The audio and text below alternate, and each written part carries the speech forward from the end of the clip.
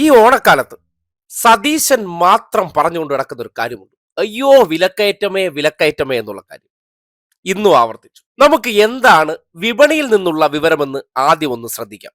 ഇന്നിപ്പോ reporter channel പാളയത്ത് നിന്നുള്ള പച്ചക്കറിയുടെ വിലയെ സംബന്ധിച്ച് അവിടുത്തെ റിപ്പോർട്ടറെ കൊണ്ട് ലൈവായിട്ട് സുജയ പാർവതി പറയിപ്പിക്കുന്നത് എന്തെന്ന് നിങ്ങളൊന്ന് കേൾക്കണം. ഫീൽഡിൽ നിന്നുള്ള വിവരം അറിഞ്ഞിട്ട് വേണമല്ലോ സതീശൻ പറയുന്ന കാര്യം ശരിയാണോ തെറ്റാണോ നമ്മൾ അറിയേണ്ടത്. അപ്പോ എന്താണ് ഫീൽഡിൽ നിന്നുള്ള അവസ്ഥയെന്ന് ഇന്ന് രാവിലെ കോഴിക്കോട് പാളയം മാർക്കറ്റിൽ നിന്ന് ചാനലിലെ അവതാരകൻ റിപ്പോർട്ട് ചെയ്തിരിക്കുന്നത് നോക്കിയേ. പച്ചക്കറിയുടെ കാര്യം ചോദിക്കാൻ ഞാൻ മറന്നുപോയി. പച്ചക്കറിയുടെ ഒക്കെ വിലയൊക്കെ എങ്ങനെയാണ്?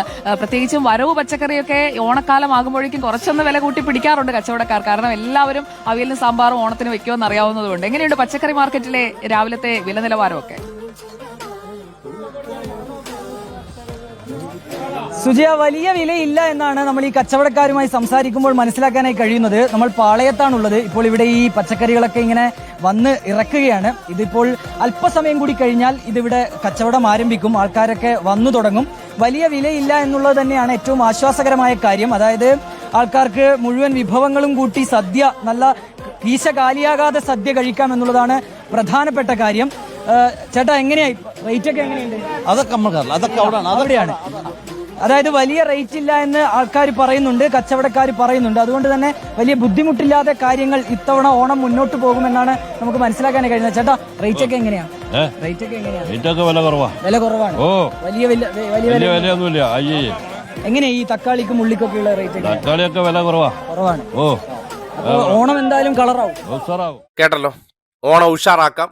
വലിയ വിലയില്ല, സാധനങ്ങൾക്കെല്ലാം നിയന്ത്രിതമായിട്ടുള്ള വിലയാണ്. ഒരു കാര്യം ആലോചിക്കുക, പോയ മാസത്തിൽ കേരളത്തെയും മറ്റ് സംസ്ഥാനങ്ങളെയും സംബന്ധിക്കുന്നിടത്തോളം കനത്ത മഴയായിരുന്നു, പലയിടങ്ങളിലും വെള്ളപ്പൊക്കമായിരുന്നു. എന്നിട്ട് പോലും നമ്മുടെ നാട്ടിൽ വില പിടിച്ചു നിർത്താൻ സർക്കാരിന് കഴിഞ്ഞിട്ടുണ്ട്. അതിനുവേണ്ടിയുള്ള ഇടപെടൽ നടത്തിയിട്ടുണ്ട്. വെളിച്ചെണ്ണ ഉൾപ്പെടെയുള്ള ചില സാധനങ്ങൾക്ക് വില കയറി നിൽക്കുന്നു എന്നത് മാറ്റി നിർത്തിയാൽ ബാക്കിയുള്ള സാധനങ്ങളുടെ വിലയെ സംബന്ധിച്ചുള്ള അഭിപ്രായമാണ് നിങ്ങൾ കേട്ടത്. ഇനി സതീശന്റെ പതിവ് CD ഒന്ന് കേട്ടെ. ഇന്നിപ്പോ രാവിലെ മാധ്യമങ്ങൾക്ക് മുന്നിൽ വന്നു.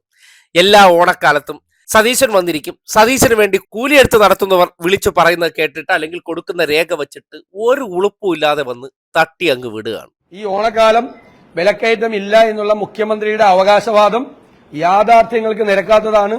ഇന്ത്യയിൽ ഏറ്റവും കൂടുതൽ വിലക്കയറ്റമുള്ള സംസ്ഥാനം കേരളമാണ്. ഏറ്റവും കൂടുതൽ നാണ്യപ്പെരുപ്പമുള്ള സംസ്ഥാനം കേരളമാണ്. സ്റ്റാറ്റിസ്റ്റിക്സ് ഡിപ്പാർട്ട്മെന്റ് പുറത്തിറക്കിയ കണക്കുകൾ വെച്ചാണ് ഞങ്ങൾ പറയുന്നത്. മാത്രമല്ല, രൂക്ഷമായ കരിഞ്ചന്ത മാർക്കറ്റിലുണ്ട് ഓണക്കാലത്ത്. ആ ബ്ലാക്ക് മാർക്കറ്റിനെ, കരിഞ്ചന്തയെ നിയന്ത്രിക്കാനുള്ള, വിലക്കയറ്റം നിയന്ത്രിക്കാനുള്ള ഒരു നടപടി ഗവൺമെന്റ് സ്വീകരിച്ചിട്ടില്ല. കേട്ടല്ലോ, നുണയനാണോ അല്ലയോ നിങ്ങൾ പറ. വാ തുറന്ന പച്ചക്കള്ളം. അതായത് ഇതുവരെ സതീശൻ വീട്ടിലേക്ക് വേണ്ടി 1 മണി അരി വാങ്ങി കൊടുത്തിട്ടില്ല. അതിനെക്കുറിച്ച് അറിയത്തുമില്ല.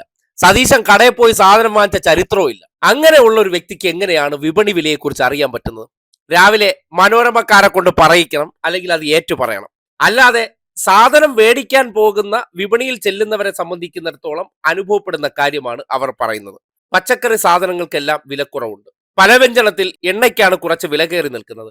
അത് കർഷകരെ സംബന്ധിക്കുന്നിടത്തോളം കാലാവസ്ഥ അനുകൂലമല്ല, പ്രതികൂലമായിരുന്ന ഘട്ടത്തിൽ പോലും അവർ കഷ്ടപ്പെട്ടുണ്ടാക്കിയെടുത്തതാണ്. അതിന് പ്രതിസന്ധി നേരിട്ടാൽ സ്വാഭാവികമായിട്ട് ഉൽപാദനം കുറയുമ്പോൾ അതിന്റെ വില കയറി നിൽക്കുമെന്നേ.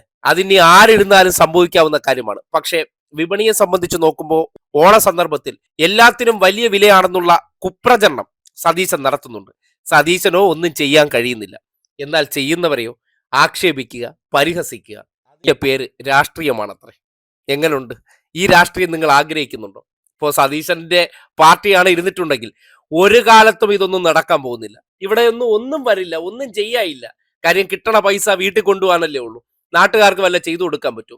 ഈ ഓണക്കാലത്ത് നിങ്ങൾ നോക്കൂ, പെൻഷന്റെ കരച്ചിൽ കേൾക്കാനില്ല.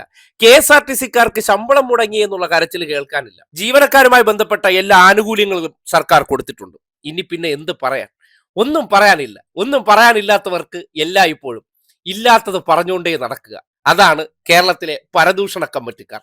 ആ പരദൂഷണ കമ്മിറ്റിക്കാരുടെ വാക്കിന് വില കൊടുക്കേണ്ടതുണ്ടോ ഇല്ലയോ എന്ന് നിങ്ങൾക്ക് തന്നെ തീരുമാനിക്കാം.